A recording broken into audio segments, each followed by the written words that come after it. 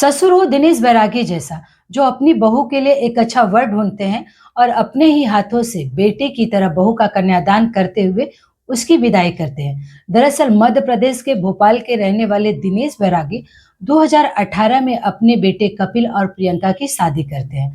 शादी के वक्त दिनेश के बेटे की उम्र यानी 19 साल थी, वहीं उनकी बहू की उम्र बहुत कम थी। लेकिन प्रियंका उस समय पढ़ाई कर रही थी। दोनों परिवार वाले की रजामंदी से दोनों की शादी हो जाती है। शादी होने के बाद प्रियंका की विदाई ससुराल में नहीं होती है। ससुराल वाले प्रियंका को पढ़ने का भरपूर मौका देते हैं। 5 साल बाद दिनेश बैरागी बड़ी धूमधाम से अपनी बहू प्रियंका की विदाई कर कर अपने घर लाते हैं। लेकिन प्रियंका का स्वभाव इतना अच्छा था कि कम ही समय में अपने ससुराल वालों का दिल जीत लेती है और उनके ससुराल वाले के जुबान पे सिर्फ प्रियंका की तारीफ हुआ करती थी। लेकिन किस्मत को कुछ और ही मंजूर था। सन 2023 के अंत में दिनेश बैरागी के बेटे कपिल बैरागी का पता चलता है कि इनको कैंसर हो जाता है। दिनेश बैरागी अपने बेटे के इलाज के लिए कोई कसर नहीं छोड़ते, लेकिन 2024 में दिनेश बैरागी के बेटे कपिल बैरागी की मृत्यु हो जाती है। उस समय प्रियंका की उम्र महज 23 साल थी, यानी जिस वर्ष में बहुत सारी लड़कियों की शादी होती है, उसी उम्र में प्रियंका विधवा बन जाती है। लेकिन दिनेश और दिनेश के परिवार वालों को अपने बेटे से ज़्यादा अपनी बहू प्रियंका का चेहरा देखकर दुःख होता है और वो लोग कहते हैं कि भगवान इतनी ही कम उम्र में उनकी बहू यानी प्रियंका के ऊपर कितना बड़ा संकट डाल दिए हैं। वहीं दिनेश और दिनेश के परिवार वालों एक फैसला लेते हैं कि वो अपनी बहू की शादी एक अच्छे परिवार में कराएंगे और एक अच्छे लड़के के, और उसकी विदाई यहाँ से करवाएंगे। उसी दिन से दिनेश बैरागी एक अच्छे वर की तलाश में जुट जाते हैं।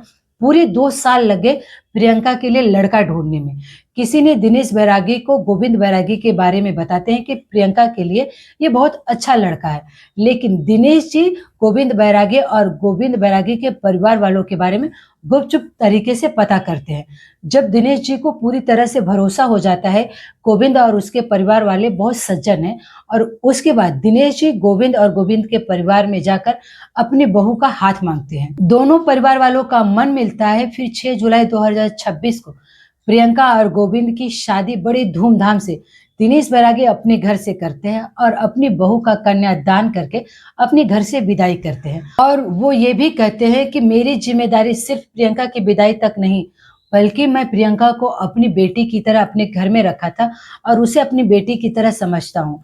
प्रियंका को जब भी मेरी आगे जरूरत होगी, मैं पूरी मजबूती के साथ प्रियंका के साथ खड़ा रहूँ। समाज में ऐसे इंसानियत मिसाल पेश करने वाले दिनेश बैरागी जी, जिनका खुद का बेटा बहुत ही कम उम्र में अपने माँ बाप को छोड़कर चला गया, उन्होंने अपनी बहू की जिम्मेदारी एक बेटी के रूप में निभाया और एक बेटी की तरह अपनी बहू के अच्छे परिवार में शादी कराई।